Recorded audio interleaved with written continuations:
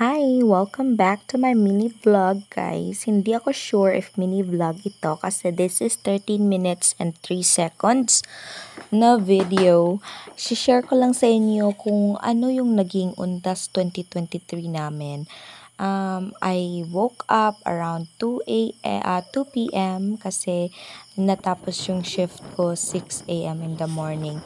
Yung actual plan pala namin is to go to the cemetery 31 kasi na-avoid namin yung crowded na siya.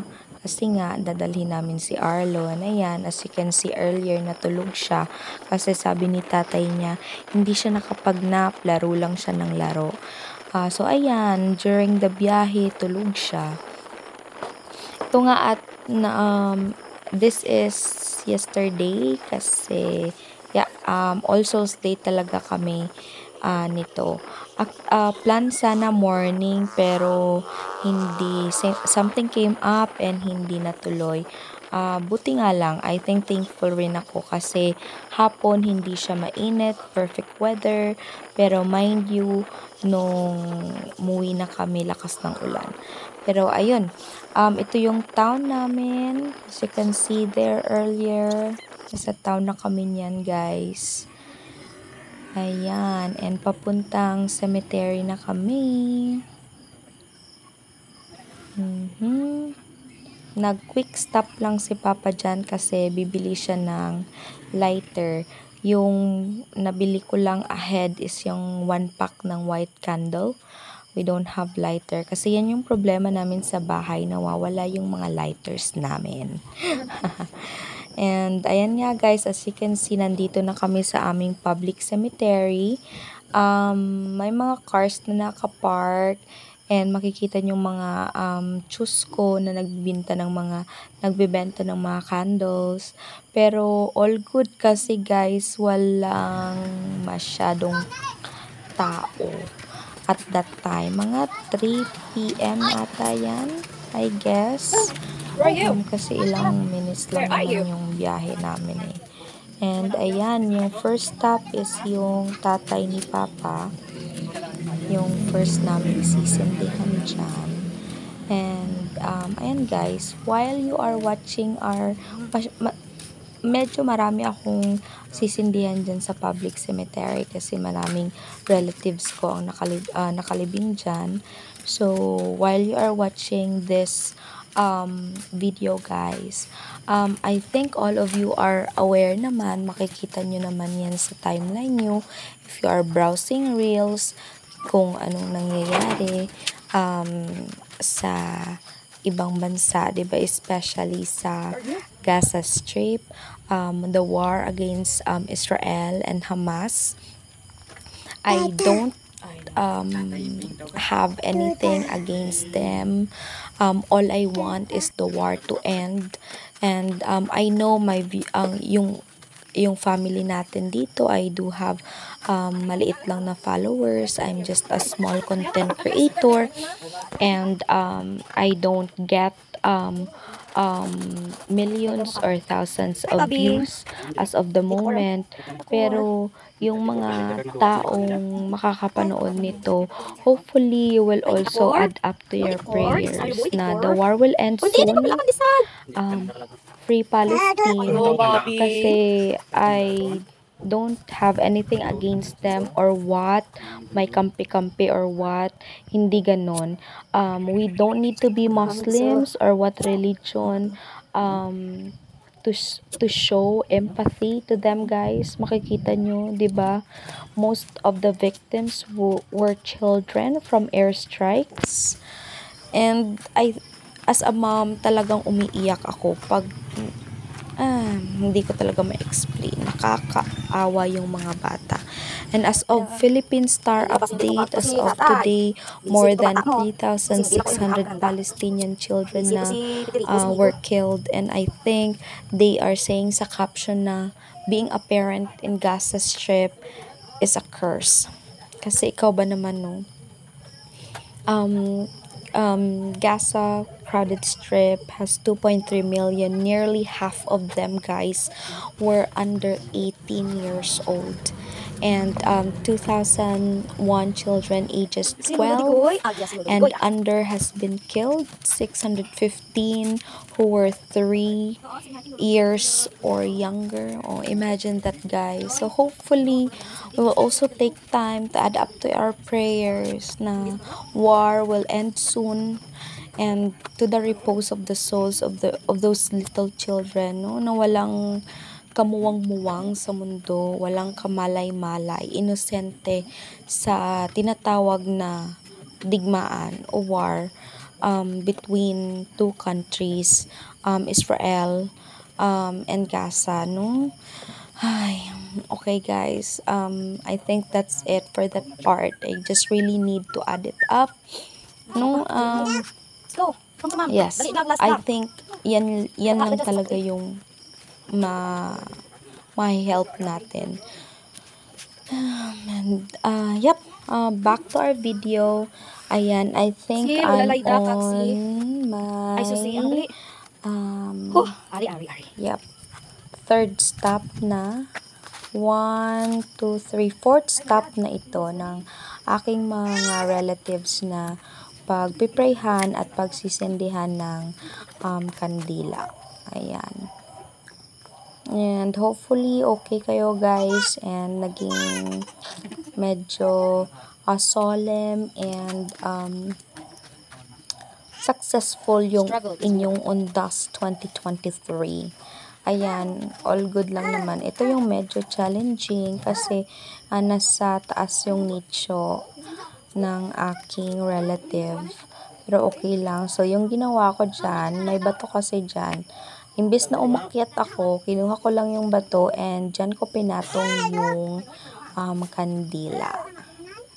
Medyo grumpy na dyan yung bata kasi medyo mainit. Pero all good naman kasi hindi crowded yung cemetery.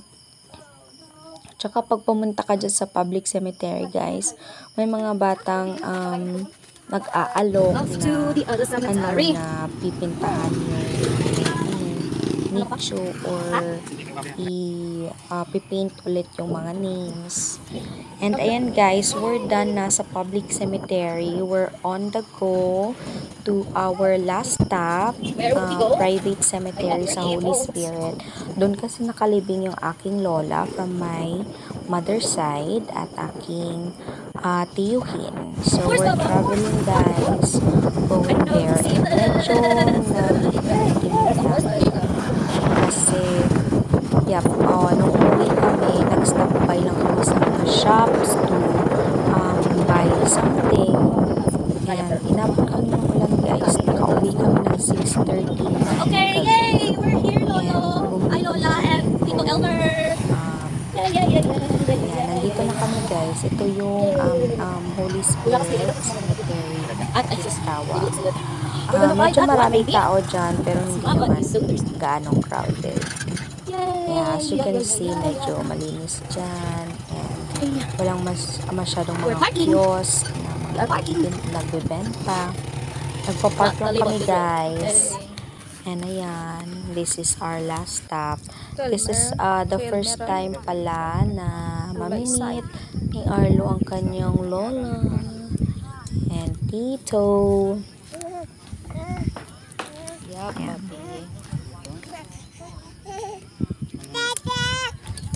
I know. And guys, watch lang kayo dyan.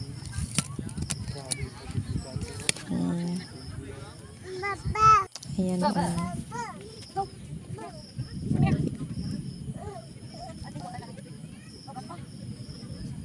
Ayan nga, nag-start na akong mag-sit down dyan sa grass and pinainom ko lang ng tubig si Arlo. And nag-start na akong magsindi ng kandila at mag-pray, mag-spend time. Ay, naku, guys, no, hindi mo talaga ma-realize,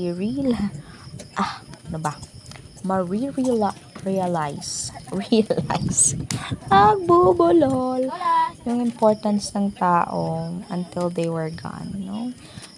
As much as possible, let's spend time if we have free time with the people we love, especially yung mga nanay at tatay natin. Diba? Because we don't know when their time comes. Life is so really unexpected right now. And, yan. As you can see, hindi medyong crowded, no? Kasi, ano na to All Souls Day talaga to, November 2. And siguro tapos na yung, usually, November 1 yung mga tao na nagbe-visit. November 1, very crowded yung area na yan. And, yep, hapon. Kaya next time, if you wanna plan, hapon kayo magsindi ng kandila. Pero ayan, hindi lang guarantee ang inyong pag-uwi. Kasi usually pag hapon, hindi maganda ang weather. Umuulan talaga dito sa amin. I don't know lang sa inyong area. Ayan. No, I am also praying for the repose of the souls of your loved ones, guys. Hopefully they're in, and I know they're in good hands naman. They're with God already.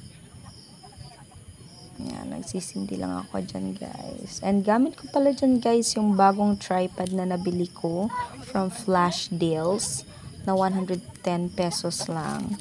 All good naman siya. Hindi ka na mag-e-effort na mag-hold ng phone or mamomroblema if where mo ilalagay yung phone mo na mag-steady. Pero, ayan, wag lang mag-expect kasi 110 pesos lang naman yan.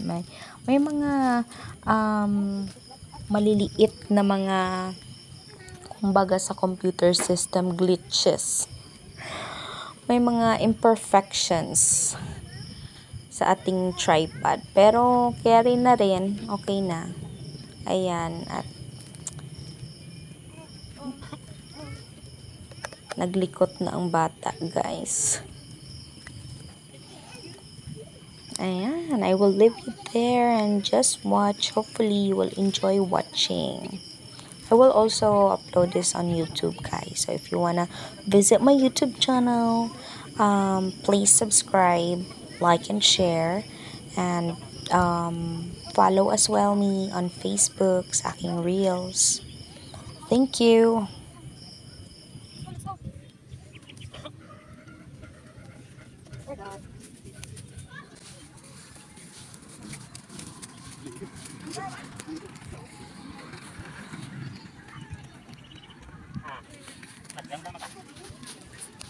Bobby!